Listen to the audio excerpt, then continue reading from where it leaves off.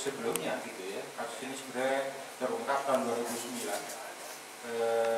Kemudian juga dari beberapa dari kasus ini kemudian diproses setidaknya ada 7 orang gitu ya, yang saat ini sudah diperiksa dan diadili oleh pengadilan tipikor. Kalau teman-teman lihat ada Anggoro, Putranepo, Wandoyo, Yusuf, Erwin, Faisal, Ilmin, Indra, Azwar Sastra, dan Fahri Leluasa gitu ya. Jadi ada 7 kasus yang diproses. Nah, ini terkait dengan kasus SKRT ini, menurut kita bahwa KPK tidak hanya membongkar, tapi juga menuntaskan kasus ini gitu ya, menuntaskan kasus SKRT ini.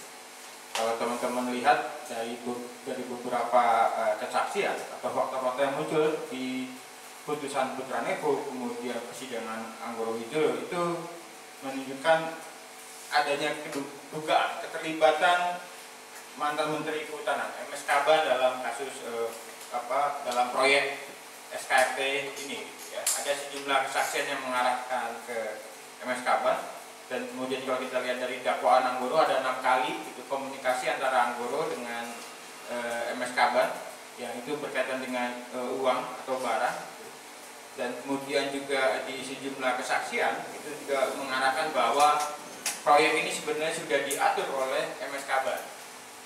Nah, dari dasar itulah sebenarnya kita mendorong bahwa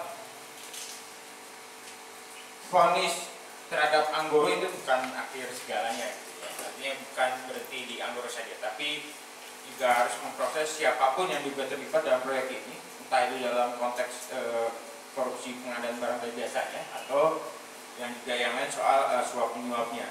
Menambahkan yang disampaikan oleh Mas Muhnur gitu, dari catatan kita ada setidaknya ada beberapa pasal yang bisa dijerat oleh MS Kaban. Pertama pasal 2, pasal 3, kemudian pasal 11 dan pasal 12 gitu ya, yang ancaman pidananya 20 tahun penjara. Kemudian terakhir pasal 22, ini berkaitan dengan dibukanya rekaman pembicaraan MS Kaban dengan Anggoro yang itu tidak diakui oleh MS Kaban gitu ya.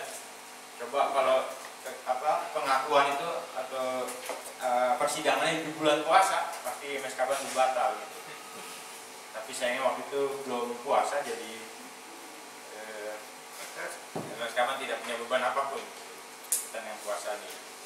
Nah, paling tidak dari beberapa proses itu yang mau kita dorong. Jadi KPK lagi-lagi jangan ragu untuk menetapkan MS Kaban kalau memang bukti-bukti yang sudah ada sudah cukup kuat. Dari kesaksian yang kita dapat itu sudah cukup memperkuat bukti-bukti bahwa MS Kaban harusnya layak menjadi tersangka dalam kasus ini.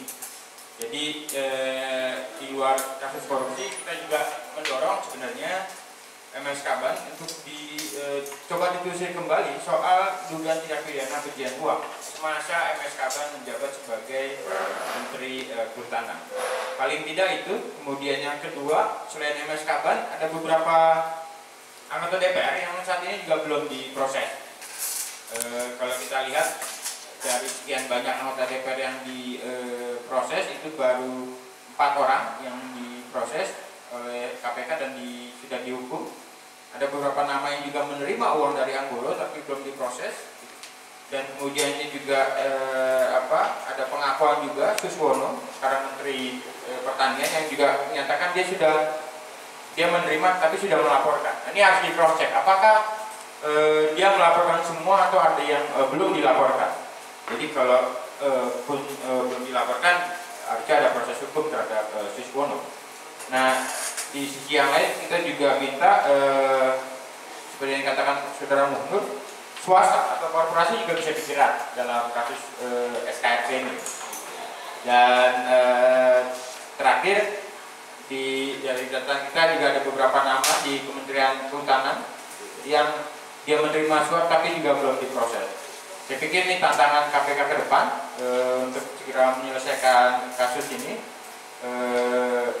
Dan tidak ada pengecualian, walaupun saat ini MS Kaban masuk di tim sukses pasangan capres cawapres Prabowo Hatta Rajasa. Paling tidak itu beberapa catatan kita. Kita belum tentukan deadline sampai kapan gitu ya buat KPK ya. Setelah puasa wajib